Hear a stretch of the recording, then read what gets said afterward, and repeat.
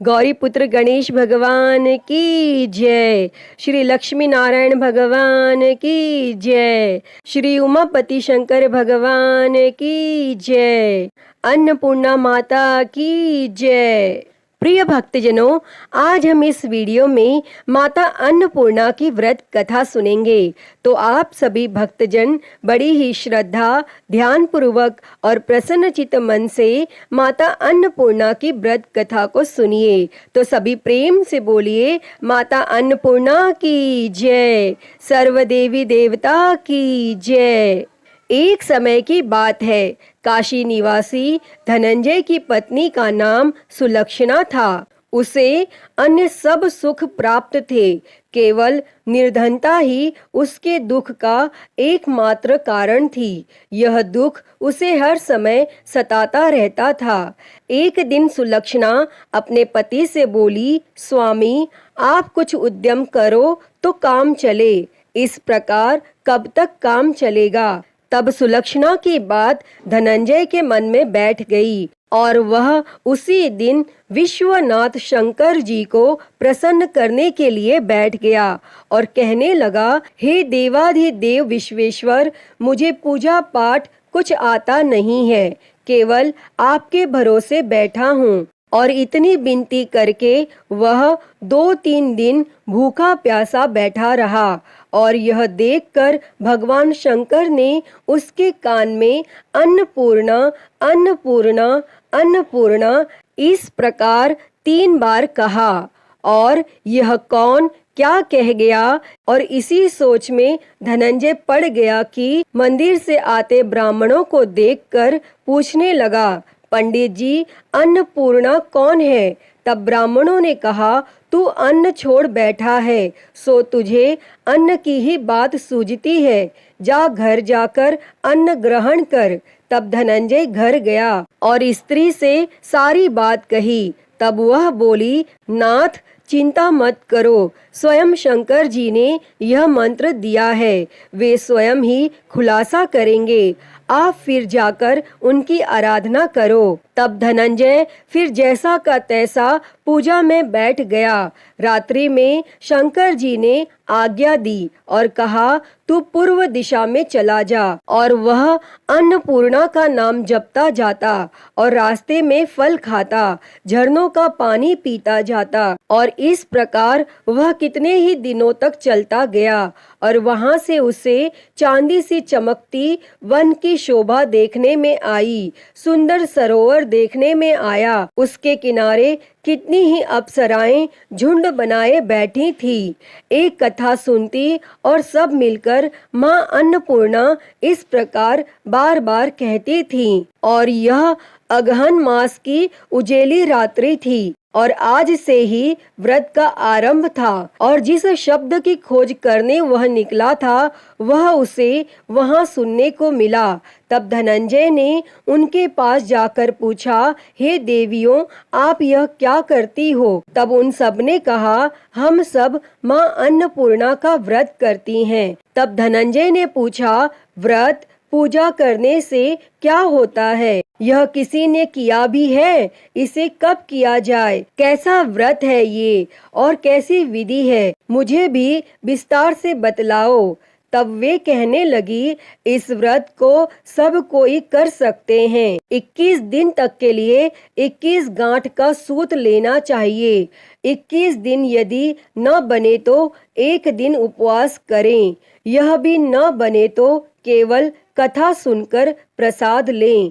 निराहार रहकर कथा कहें और कथा सुनने वाला कोई न मिले तो पीपल के पत्तों को रख, सुपारी या घृत कुमारी वृक्ष को सामने कर, दीपक को साक्षी कर, सूर्य, गाय, तुलसी या महादेव को बिना कथा सुनाए मुख में दाना न डाले। यदि भूल से कुछ पड़ जाए तो 1 दिवस फिर उपवास करें और व्रत के दिन क्रोध न करें और झूठ न बोलें। तब धनंजय बोला, इस व्रत के करने से क्या होगा? तब वे कहने लगीं, इसके करने से अंधों को नेत्र मिले, लूलों को हाथ मिले, निर्धन के घर धन आए, बांझी को संतान मिले, मूर्ख को विद्या आए। और जो जिस कामना से व्रत करें, माँ उसकी इच्छा पूरी करती हैं। तब धनंजय कहने लगा, बहनों, मेरे पास भी धन नहीं है,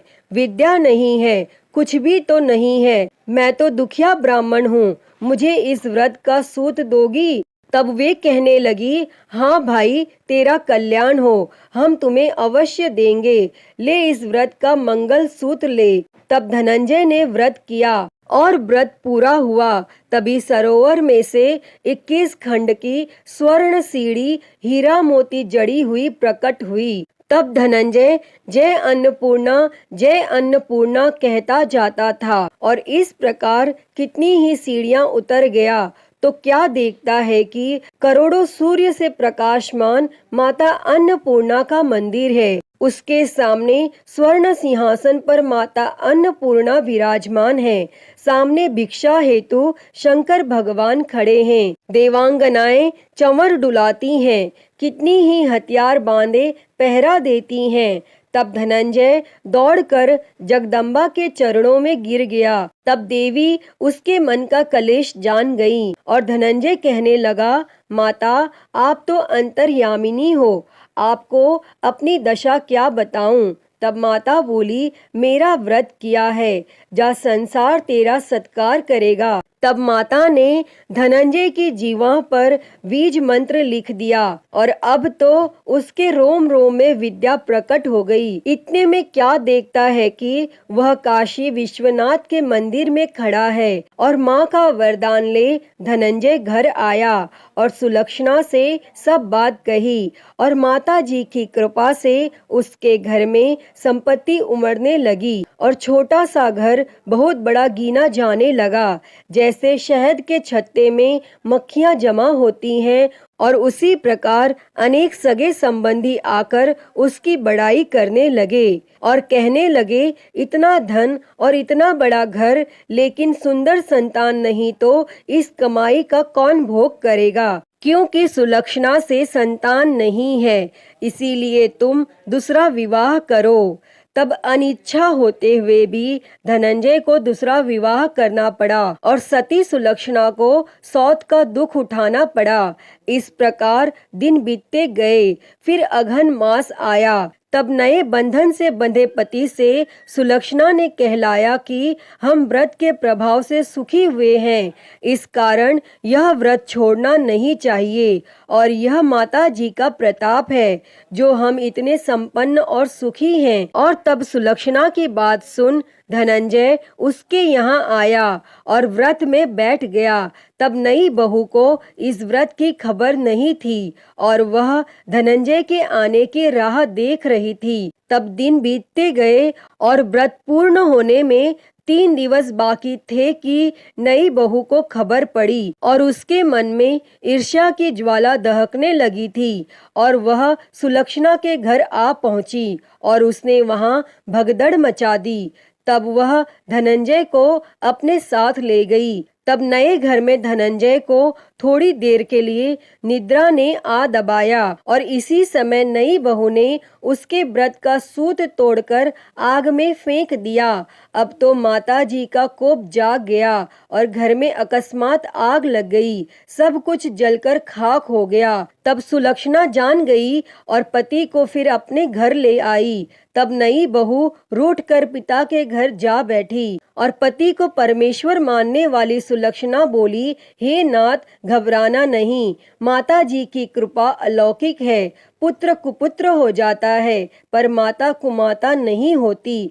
अब आप श्रद्धा और भक्ति से आराधना शुरू करो, वे जरूर हमारा कल्याण करेंगी। तब धनंजय फिर माता के पीछे पड़ गया। फिर वहीं सरोवर पर सीढ़ी प्रकट हुई और उसमें माँ अन्नपूर्णा कहकर वह उतर गया और वहां जा माता जी के चरणों में रुदन करने लगा। तब माता प्रसन्न हो बोली, यह मेरी स्वर्ण की मूर्ति ले, उसकी पूजा करना, तू फिर सुखी हो जाएगा। जा, तुझे मेरा आशीर्वाद है। तेरी स्त्री सुलक्षणा ने श्रद्धा से मेरा व्रत किया है, उसे मैंने पुत्र दिया है। तब धनंजय ने आंखें खोली तो खुद को काशी विश्वनाथ के मंदिर में खड़ा पाया और वहां से फिर उसी प्रकार घर को आया और इधर सुलक्षणा के दिन चढ़े और महीने पूरे होते ही पुत्र का जन्म हुआ और गांव में आश्चर्य की लहर दौड़ गई। और इस प्रकार उसी गांव के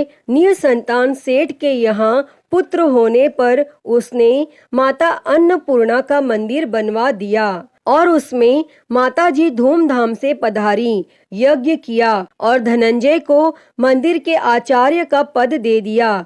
जीविका के लिए मंदिर की दक्षिणा और रहने के लिए बड़ा सुंदर सा भवन दिया। तब धनंजय स्त्री और पुत्र सहित वहां रहने लगा और माताजी के चढ़ावे में भरपूर आमदनी होने लगी। और उधर नई बहू के पिता के घर डाका पड़ा, सब लूट गया। वे भीख मांगकर पेट भरने लगे और जब सुलक्षणा ने यह सुना तो उन्हें बुलावा भेजा और उन्हें अलग घर में रख लिया और उनके अन्न और वस्त्र का प्रबंध कर दिया। तब धनंजय, सुलक्षणा और उसका पुत्र माताजी की कृपा से आनंद से रहने लगे। अतः ही माता अन्नपूर्णा, जैसे आपने धनंजय और सुलक्षणा के भंडार भरे, वैसे ही इस कथा को कहते, सुनते और हुंकारा भरते सबके भंडार भरना। सभी के जीवन से गरीबी दूर कर उनके जीवन में धन संपत्ति और सुख समृद्धि देना। तो सभी प्रेम से बोलिए माता अन्नपूर्णा की जय। प्रिय भक्तजनों, तो मैं उम्मीद करती हूँ कि आपको आज की यह कथा पसंद आई होगी और अगर वीडियो अच्छी लगी हो तो इसे लाइक करें, ज़्यादा से ज़्यादा शेयर करें और कमेंट बॉक्स में माँ अन्नपूर्णा की जय लिखना ना भूलें और महाकाल भक्ति ज्ञान चैनल को सब्सक्राइब कर नोटिफिकेशन बेल को ज़रूर ऑन कर लें। हर हर महादेव। धन्यवाद।